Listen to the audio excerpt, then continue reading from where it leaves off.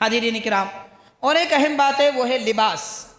شادی کرنے کے بعد شوہر پر لازم ہے اپنی بیوی کو کپڑے دے۔ دین اسلام یہ کہتا ہے سال بھر میں 2 جوڑے دینا لازم ہے۔ ماشاءاللہ ہمارے پاس تو ہر 2 مہینے میں ایک یا کبھی عید آ جائے یا پھر کوئی اور موقع آ جائے تو بہت سارے کپڑے دلوائے جاتے ہیں۔ مردوں سے زیادہ کپڑے تو ماشاءاللہ عورتوں کے پاس ہوتی ہیں۔ یہ تو ایک اختیاری بات ہے، یہ گویا کہ وسعت قلبی اور محبت کی بات ہے کہ شوہر اپنی بیوی سے اتنی محبت کرتا ہے، ضرورت سے زیادہ اس کو لباس دیتا ہے، اچھے سے اچھے مکان میں رہتا ہے۔ لیکن عام آدمی بھی جو کام کر سکتا ہے شریعت اور دین وہ طریقہ بتاتے ہیں، غریب بھی کر سکے امیر بھی کر سکے، تو کم از کم سال میں 2 جوڑے کپڑے دینا شوہر پر لازم ہے۔ وہ کس مقدار کے؟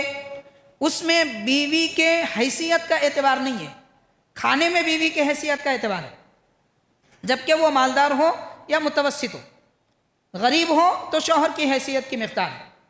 لیکن لباس میں متوسط حالت کو دیکھا جائے گا، مطلب ہم جس جگہ رہتے ہیں وہاں پر لوگ کس قسم کے کپڑے عموماً پہنتے ہیں۔ شادی دعوتوں کی بات نہیں کی جا رہی ہے، بالعموم کس قسم کے کپڑے خواتین پہنتی ہیں، وہ لیول کے کپڑے سال میں 2 مرتبہ دینا شوہر پر لازم ہے۔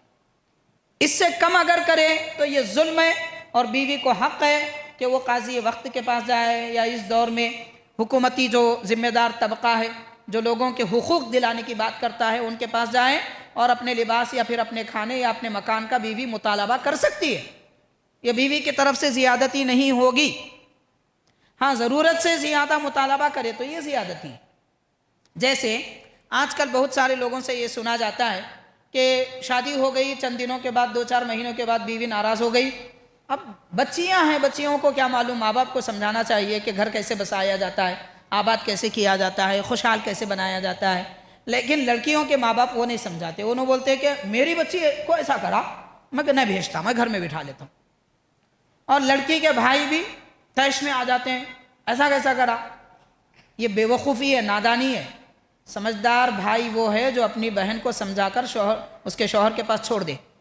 سمجھدار ماں باپ وہ ہیں جو اپنی بیٹی کو سمجھا کر شوہر کے پاس چھوڑ دیں، کیونکہ نہ ماں باپ ہمیشہ اپنی بچی کو پال سکتے ہیں، نہ ہی بھائی اپنی بہن کو ہمیشہ اپنے پاس رکھ سکتا ہے۔ وہ شوہر کا کام ہے، جس کے حوالے کر دیے، لیکن یہاں طیش میں نہیں آنا چاہیے، سمجھا بجھا کے کام نکالنا چاہیے۔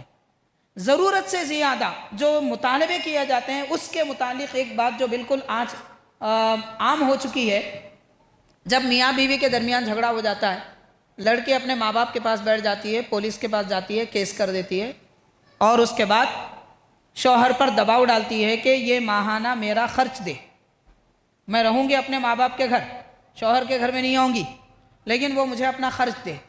یہ نہیں چلنے والا ہے۔ سب سے بڑی غلطی اسلام میں حکم کیا ہے؟ بیوی شوہر کے پاس رہے تو اسے نفقہ مطلب کھانا پینا دینا شوہر پہ لازم ہے۔ بیوی شوہر کے پاس ہی نہیں ہے، اپنے گھر جا کے بیٹھی ہے تو شوہر پہ لازم نہیں ہے۔ یہ اہم بات ہے اسلام کے قانون کی۔ وہ نہیں سمجھتے، نہیں ہم وہاں رہیں گے، ہمارے کو کھانا وہ اس کی ذمہ دار اس کا خرچ دے دیا جائے۔ خرچ دینے کی بھی جب بات آتی ہے تو ہم نے سنا ہے کوئی مطالبہ کر رہے ہیں 80,000 دے، کوئی مطالبہ کر رہے ہیں 50,000 دے۔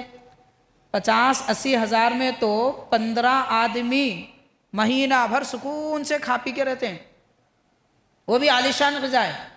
ایک عورت اس کے چھوٹے 2 بچوں کے لیے 20 سے 25 ہزار روپے کافی ہو جاتے ہیں، لیکن اتنا بڑا مطالبہ کیا جاتا ہے، وہ بھی ظلم ہے، زیادتی ہے۔ تو زیادتی کا مطالبہ نہیں کیا جائے گا، اس کا جو حق ہے عورت کا وہ تو شریعت خود کہتی ہے کہ دے۔ نان و نفقہ کھلانے پلانے کی ذمہ داری وہ شوہر کی ہے، لیکن کب؟ وہ شوہر کی استطاعت کے مطابق ہے۔ اگر وہ غریب ہو اور اگر بیوی مالدار ہو، شوہر بھی مالدار ہو، تو بیوی کی استطاعت کے مطابق ہے۔ دونوں میں کوئی ایک غریب کوئی ایک مالدار ہے تو درمیانی طور پر جو غذائیں دی جاتی ہیں، کھانے کا جو حال ہوتا ہے اس کے مطابق دیا جائے گا۔